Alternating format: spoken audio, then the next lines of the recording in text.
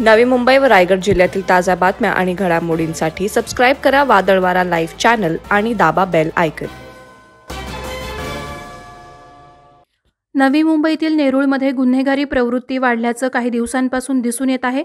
भर रस्त्यात रुग्णवाहिका चालकाची हत्या केल्याची घटना ताजी असताना आता महिनाभरातच पुन्हा एक रक्तरंजित थरार नेरूळमध्ये घडलाय। सेक्टर 1 मधील भारती बारमध्ये काम करणाऱ्या एका वेटरची हत्या झाल्याची घटना घडली आहे। ही घटना बुधवार दिनांक 20 डिसेंबर रोजी पहाटे उघडकीस आली।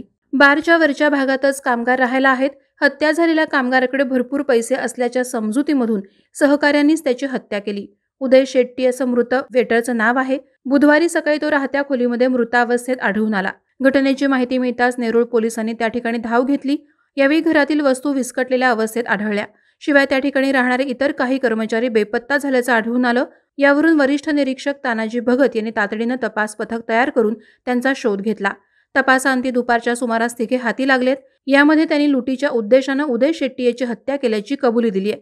वेटरचं काम करणारे उदय शेट्टी याच्याकडे अनेक वर्षांपासून कमाई साठून असल्याचा त्यांना संशय होता। तो कधी गावी गेला नसल्याने आणि पैशाची उधळपट्टी नसल्याने सर्व पैसे राहत्या घरातील तिजोरीत असावे असे त्यांना वाटले होते। यावरून मंगळवारी रात्री त्यांनी त्याला मारहाण करून कपाटाची चावी मिळवली, परंतु उदय शेट्टीनं त्यांना तीव्र प्रतिकार केल्याने त्याने त्याच्या डोक्यात स्टंप मारला। यामध्ये गंभीर जखमी होऊन त्याचा जागीच मृत्यू झाला असता त्याची रोकड घेऊन पळ काढला। दरम्यान त्यांनी किती रोकड चोरली आणि हाणामारी मागे इतर काही उद्देश होता का याचा अधिक तपास नेरूळ पोलीस करत आहेत। वादळवारा लाईव्हसाठी अमोल कांबळे, नवी मुंबई।